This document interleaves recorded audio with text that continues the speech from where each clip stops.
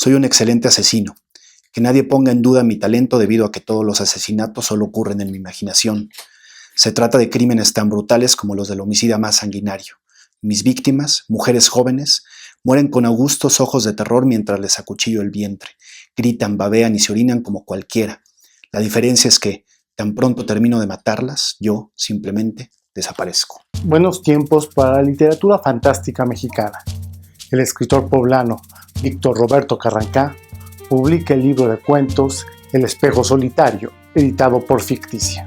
En realidad todo el libro es como una especie de dimensión paralela, pero que se crea como un ejercicio literario. Es decir, digamos que esta otra realidad surge a partir de un experimento literario y ellos, en lugar de concebirse a sí mismos como un experimento literario, empiezan a concebir el mundo, un mundo aparte, que es justamente el nuestro, como el experimento literario que existe dentro de este libro, ¿no? Como si fueran esta especie de fractales, ¿no? Las pinturas que se van, ya viene una más pequeña y otra más pequeña y otra más pequeña.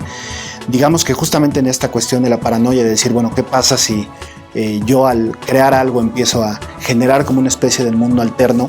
Pero normalmente si uno piensa, bueno, ¿y qué sucede si yo soy parte de otro mundo alterno? Yo creo que ya en el colmo de esta de tipo de paranoia, lo que uno podría pensar es, bueno, ¿qué pasa si lo que yo creo es a su vez lo que me está creando a mí, ¿no? Entonces ya se vuelve como este juego de círculos, de espirales. Y yo creo que es más o menos lo que pretende el libro, ¿no? En el libro empieza a concebirse la existencia de un lugar que significa que es sin sentido, que es justamente Nogea y que es el lugar en donde nosotros habitamos, ¿no? Entonces somos como ese proyecto literario que está dentro del libro. Con formación de abogado, Carrancá tomó un taller de literatura fantástica y estudió en la Escuela de Escritores de la SOGEM. Nacido en 1984, en 2011 el autor obtuvo el primer lugar del concurso de cuentos sobre alebrijes y mención honorífica en el primer certamen panhispánico de relato Breve Letraturia. A lo largo de los cuentos que conforman El espejo solitario, el escritor crea un espacio propio llamado Enojea, donde coinciden realidad y ficción.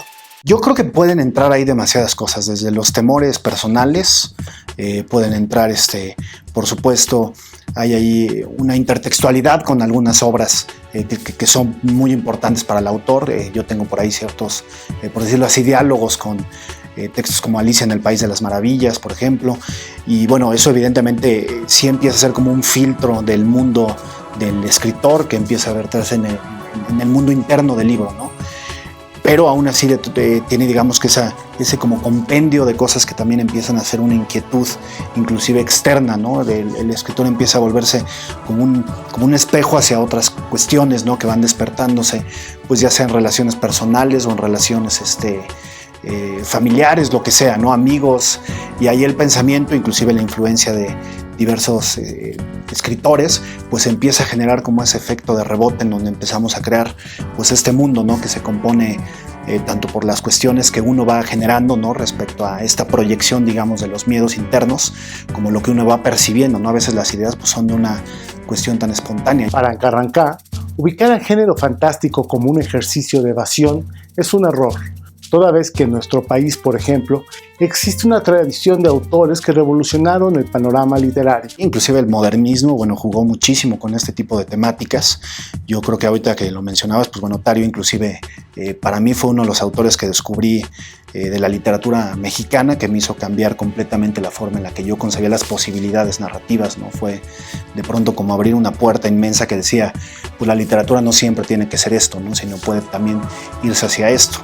Y efectivamente, ¿no? Digo, Tario al final se coloca como un autor, como una rareza exquisita, ¿no? Que apenas empieza a ser como redescubierto después de cierto tiempo, y hay otros autores también tangenciales que empiezan como a rescatarse de este como páramo, ¿no? Olvidadizo que tiene hacia la literatura de género, pero pues inclusive Latinoamérica, pues con el realismo mágico y todo eso, pues termina de ser conocida a nivel mundial por este tipo de temáticas que, si bien difieren en algunos aspectos con lo que es propiamente la literatura fantástica y de ciencia ficción en el sentido estricto, pues bueno, están inmiscuidas en todos estos como géneros alternos, ¿no? de crear, ¿no? Los géneros alternos de la narrativa.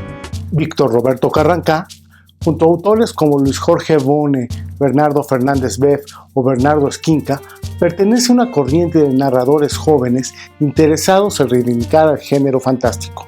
La Asociación Mexicana de Fantasía y Ciencia Ficción existió justamente en Puebla un rato.